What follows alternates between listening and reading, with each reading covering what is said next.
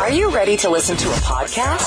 This is TripleYourClients.com with your host, Andy Brown. Find, subscribe, and listen. Expert marketing advice to triple your clients today. Now you can start listening. Welcome to the 23rd episode of TripleYourClients.com podcast.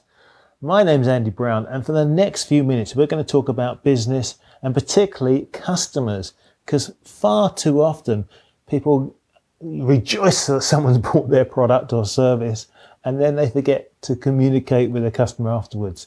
It's far cheaper to get an existing customer to buy another product from you or recommend your service or product to someone else than it is to acquire a brand new customer. You know, customer acquisition costs aren't cheap generally. They are more expensive than, like I say, if you get an existing customer to recommend you to someone else or for them to buy another product.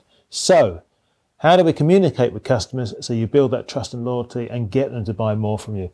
Well, I reckon there's lots of ways, but let's talk about 8 different ways today. 8 ways we're going to go through that you can actually start communicating with your customers. So you're adding value and you don't feel like you're pitching them, but you are actually communicate them in a way that enhances the experience they're already getting from your product, and also they see you as a good guy and will want to come back to you.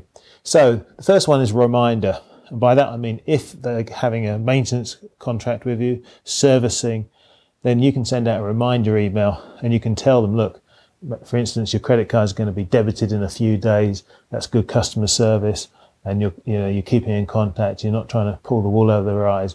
I reckon that's a good way to communicate with your customers. Number 2 is the thank you email. Of course, when they bought the product from you, a lot of companies take the email address, but then they don't bother to send an email a few days afterwards and ask for feedback.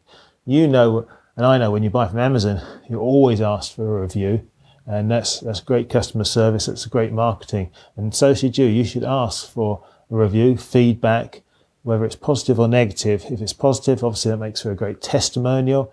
If it's negative, then it offers you some feedback to improve your service or product. So either way you win, but let's hope you get more positive than negative.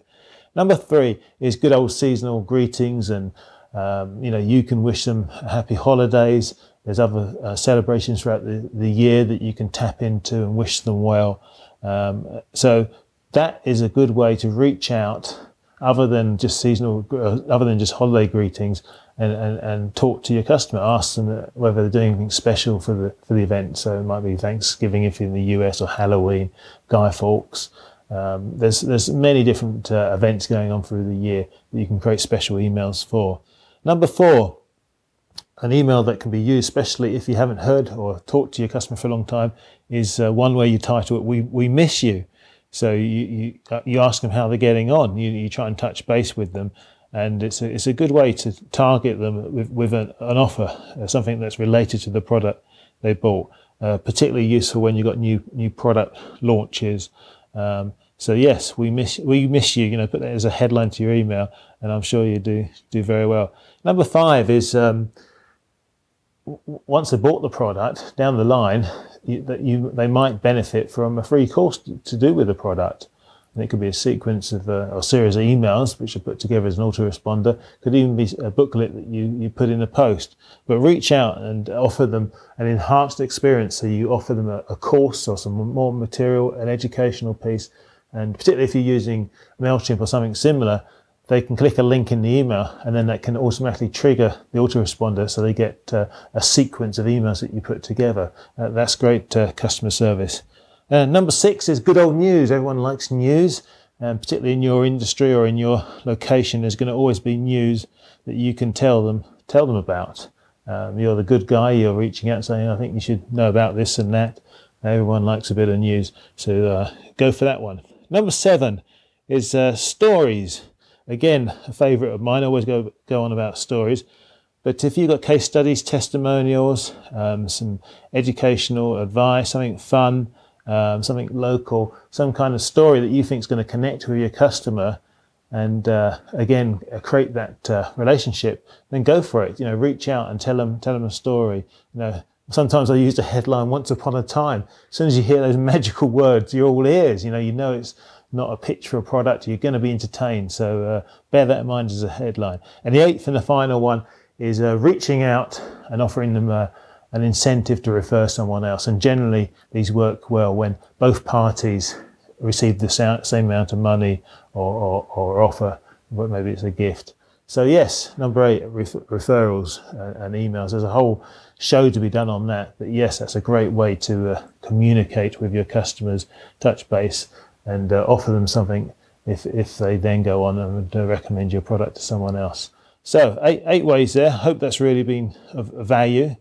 So if you're not talking to your customers at the moment, hopefully one of those will trigger some thoughts in your mind and think, yes, let's wire off an email or create an autoresponder, and we can hook up with customers and maybe get some more product sales without actually having to reach out to your prospects.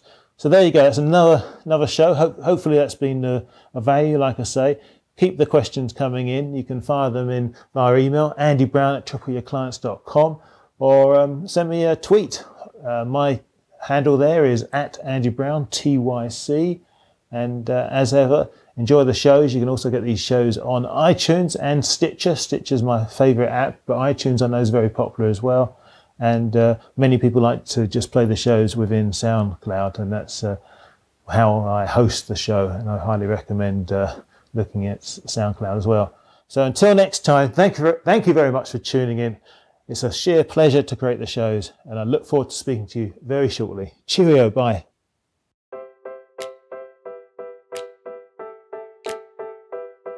Have you ever wished you had more visitors to your business website?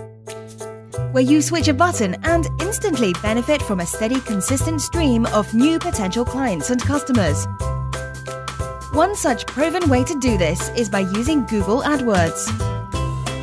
Unfortunately, many businesses fail to take advantage of this opportunity, make huge mistakes, and waste their marketing budget. This is why I recommend you head over to tripleyourclients.com and grab Andy's free 44-page report on the 17 ways to maximize your Google AdWords ROI today. Simply enter your name and email on the homepage to have full access to Andy's special report within seconds.